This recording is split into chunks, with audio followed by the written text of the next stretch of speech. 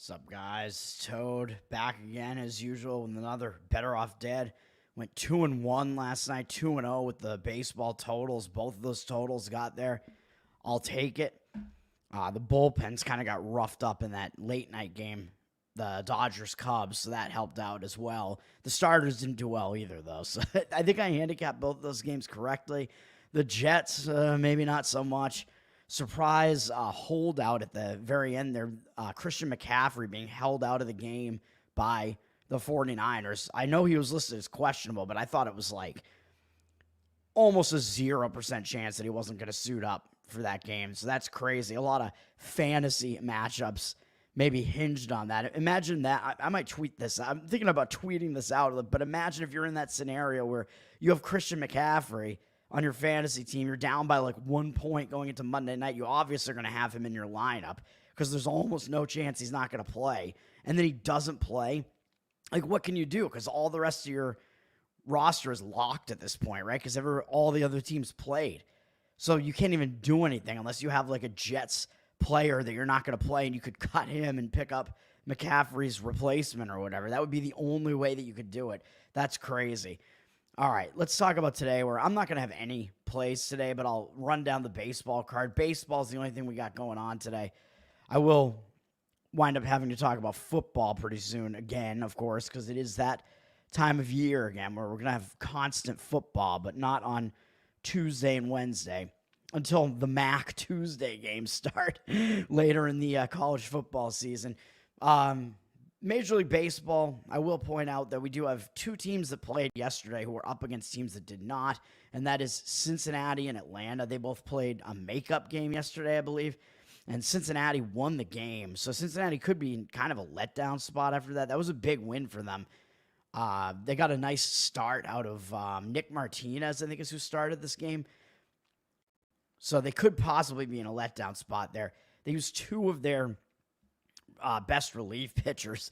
I mean, their ERAs are not very good, but these are their back-end bullpen guys. The Reds' bullpen, not very good.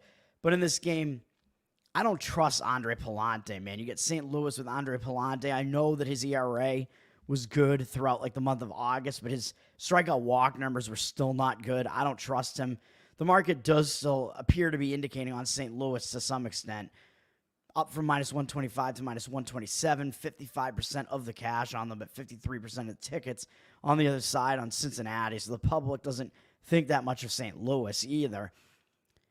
I would hesitate to fade Cincinnati also just because they have a rookie starter in there in Rhett Lauder, and he has not allowed many runs across, I think, 2 starts so far that he's made. He's been not bad, but he has been too wild, which is, I guess, one of his main problems is his control. He does have way too many walks for me to really like him. And then Andre Pallante, I don't know what his stats are against Cincinnati. Let me take a look there really quick. I did look at all this, but I have to always refresh my memory. He's held them to pretty good stats, 220 batting average and 614 OPS. I mean, he has good stats against Cincinnati, I should say, in his career. 614 OPS, that's pretty low. 11-11 strikeout walk ratio is not a great sign, though, not a great indicator. So I will stay off of it, although I guess I would lean with the market on that one to St. Louis just because Cincinnati's the less rested team because they played yesterday, and Lauder's the less proven of the two starters, even though I don't really like either starter there.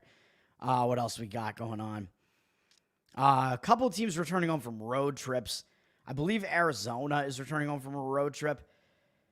But this is a game with a lot of mixed indicators here. Yeah, so Arizona went to San Francisco and then the Astros. And they are coming off a pretty big win over the Astros. And I believe they've had a day off now. So that the day off after the road trip actually exacerbates the road trip return distraction angle because you kind of get back into the swing of things at home, essentially. And it tends to detract you from the game itself more than if you just continue to play. But the return home spot is always a negative, I would say, for the most part. But with the day off, it actually makes it more of a negative.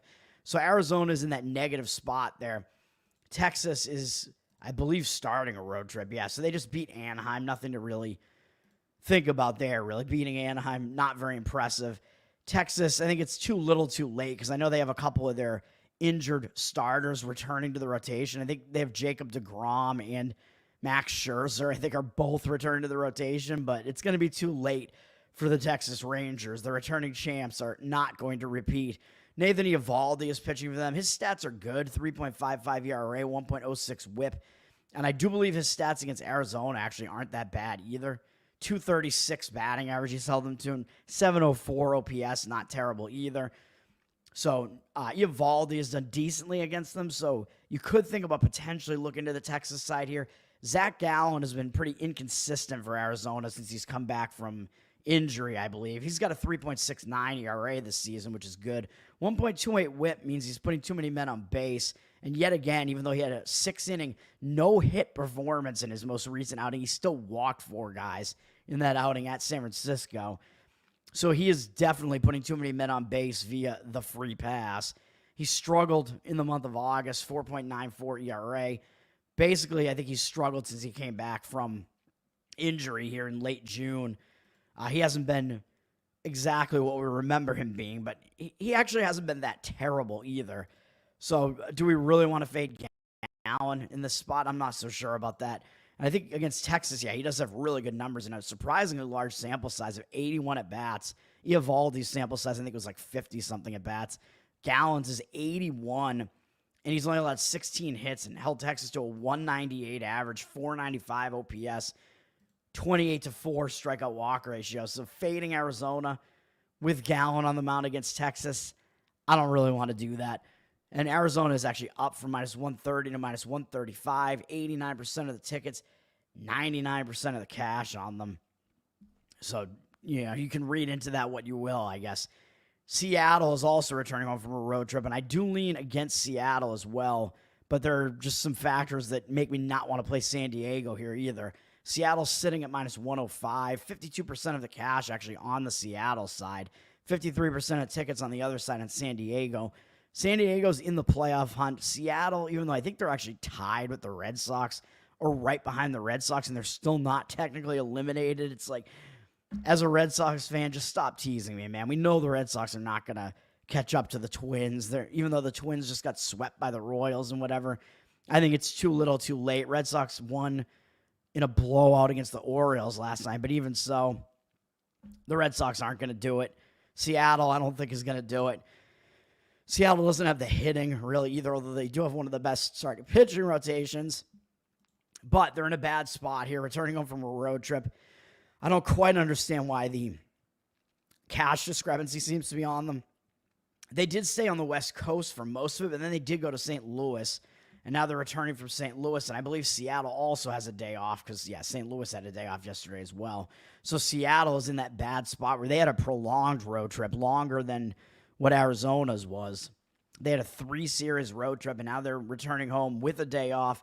Negative spot for Seattle, for sure. No question about that. San Diego's starting a road trip, I believe, and they just lost to the Giants in a series, which isn't the greatest thing for them, really. And as I said, they're in the playoff hunt, although I think San Diego, I think they're in a situation where they're very likely to make the playoffs at this point because they went on a nice run for a while there. I do lean to the San Diego side, but Yu Darvish is pitching for them, and I mentioned he had been injured, and he is a bit older. I mean, he is definitely older. He's 38. He's been having a good season overall, 3.51 ERA, 1.12 whip, but as I mentioned, he got injured in May, struggled in those last couple starts, but one was against the Yankees, so good offense. I mean, a lot of guys struggle against them. He gave up 4 home runs, so that's a little bit fluky. And then he didn't do that well against Miami, really, but I believe he probably got injured in that game.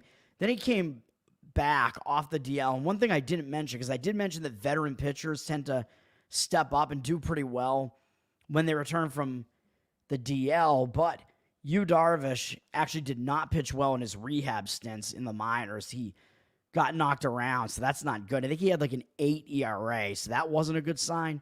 His start that he had against Detroit there, his first start back, wasn't very good either. As you can see here, he only went 2 2/3 and threw way too many pitches, 63, and allowed 3 earned runs, 2 walks, 4 hits. None of that is good. I expect him to be better in this game than he was in that game, though. And, I mean, I think he's going to start returning to form. I mean, he's a veteran pitcher with a good career track record, and he's not so old that I'm like, yeah, he's just completely lost it. He does tend to be wild in general. We have a big sample size with Yu Darvish against Seattle, 103 at bats, where he's held them to 19 hits. He has walked a bunch of them, 37 to 11 strikeout walk ratio. A lot of strikeouts and a lot of walks there, but he's held Seattle's hitters to a 184 average, 593 OPS. That's all. Those are very weak offensive stats and a huge sample size. So Yu Darvish has definitely done well against the Seattle lineup. And he does actually have a good career in Safeco Field as well. I don't know if he's pitched there since it's been T-Mobile. He hasn't pitched there that often. I looked it up. He has 3 starts in this stadium in his career. 16 total innings across the 3 starts, I believe is what it was, and he only had allowed 1 run. So he has a sub-1 ERA, I believe, in this stadium. So that's also pretty good. So his numbers in this stadium in his career and against these Seattle hitters are good. So that's a positive for San Diego there. On the Seattle side, George Kirby's been good at home, man. I mean, he has good. The home road splits are pretty insane. Some of Seattle's pitchers pitch way better at home. I mean, it is a way better pitching park. So you could potentially expect this to be a pitching duel to some extent as well. He's got a 4.1 road ERA this year and 2.94 home ERA this year. And look at the home run dichotomy. That's crazy. Seattle is so much better of a pitching park. 3 home runs allowed there and 17 allowed 17 allowed at home.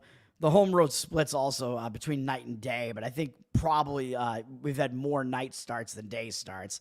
So I don't think there's much to read into that. But the home road split on the home runs is kind of crazy too. But George Kirby, even though he's been really good this season, 3.61 ERA, 1.11 whip, I think he's been good recently too. Coming off a good start over the A's, 9 strikeouts, no walks. Did have a bump in the road there against Anaheim in the start before then. Had that one really horrendous start against Detroit that just completely threw off his August stats. But the other starts that he had, I mean, actually, he did kind of drift off a little bit if you look at it. 4 2/3 against San Francisco. None of that was good. But the fact that he bounced back at Oakland to start September shows me that he's not completely done yet. He has the ability to bounce back here. It is a weak offense in Oakland, but Oakland does have a few good young hitters on that team. It does look like he did bounce back from that rough stretch there and that he is returning to form. But then you look at his stats against San Diego, and they're not good. If it would load, come on, ESPN. 29 at-bat sample size isn't huge, but he's allowed a 379 batting average and 828 OPS against San Diego's hitters, and that's without even allowing a home run against them, not even that many extra base hits. So his stats that he's allowed against San Diego's hitters are not good.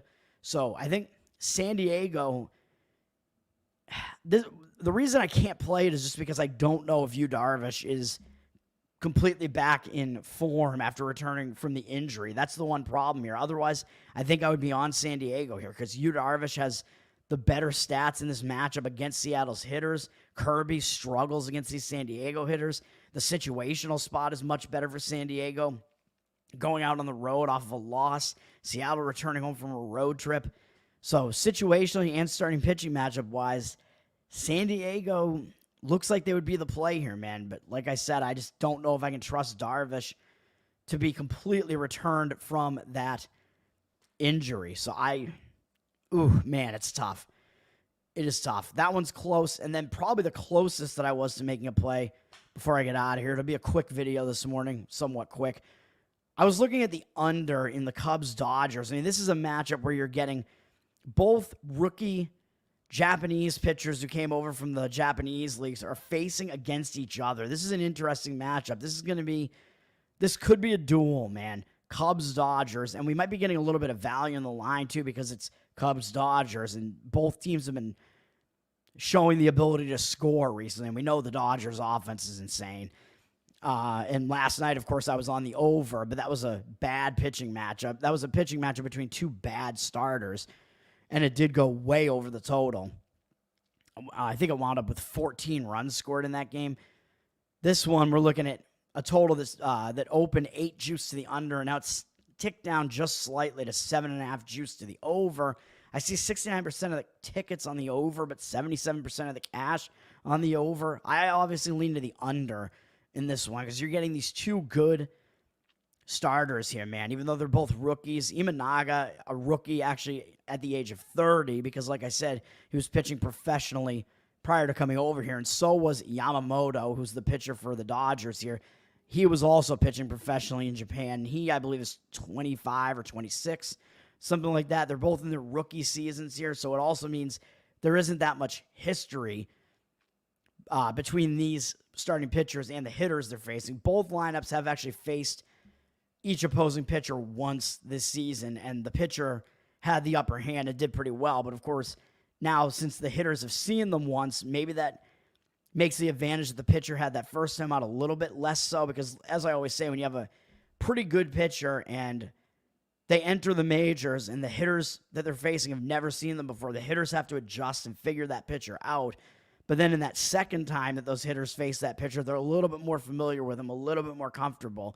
But I do think it's been a while. I think both Imanaga and Yamamoto, when they both faced these opposing lineups, it was much earlier in the season. And of course, Yamamoto's been hurt for a couple months now, so of course it was early in the season for him. But I think in both cases it was way back in like April. So these hitters really are still pretty unfamiliar with these pitchers.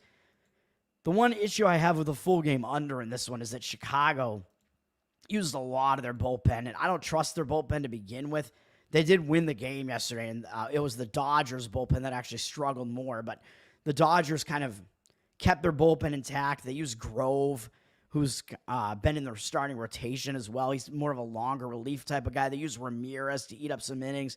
So the Dodgers' bullpen is in pretty good shape coming into this game, only having used those three relievers and not really any of their best relievers. The Cubs, however, did use some of their better relievers and some of their innings eaters, because Hendricks did not do well in the game yesterday. Even though the Cubs did wind up winning the game, the bullpen wound up not giving up a whole lot, which was good, but they still used 5 relief pitchers, even though maybe a couple of their better relievers are still in play today. But that's fairly taxing to the Cubs bullpen, so that gives me a little bit of pause, plus the fact that the Cubs bullpen isn't that good. But the Cubs do have Imanaga on the mound, so I do think that you're going to get probably a deep start out of him. He's been very, very good all season, man. 2.99 ERA, 1.02 whip.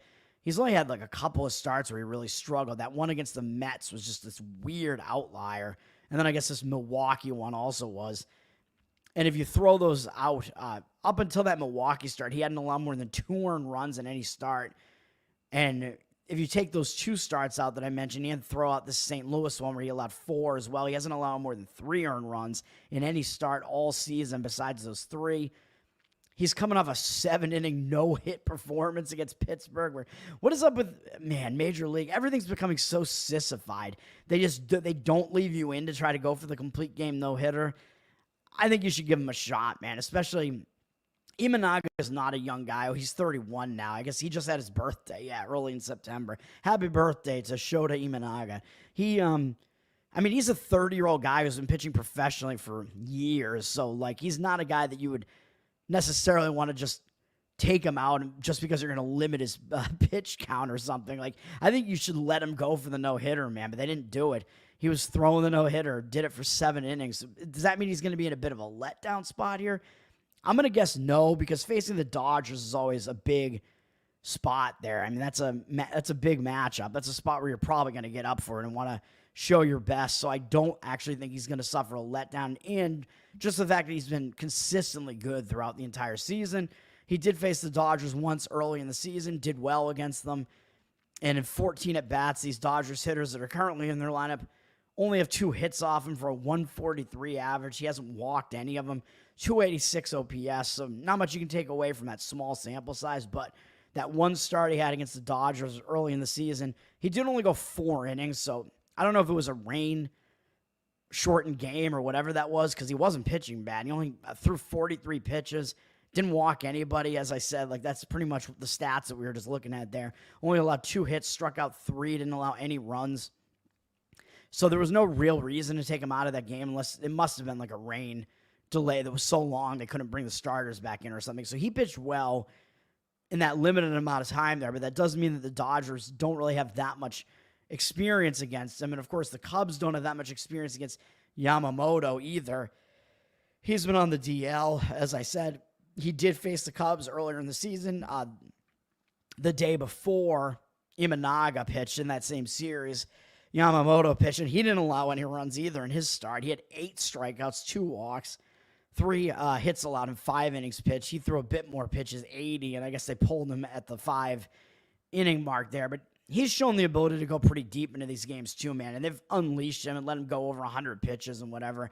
But we'll have to see what's going to happen with him coming off the DL. I mean, he was pitching quite well up until he got hurt, really. I mean, look at his stats this season. He really did not do anything wrong. I mean, his worst starts were ones where he allowed 4 earned runs.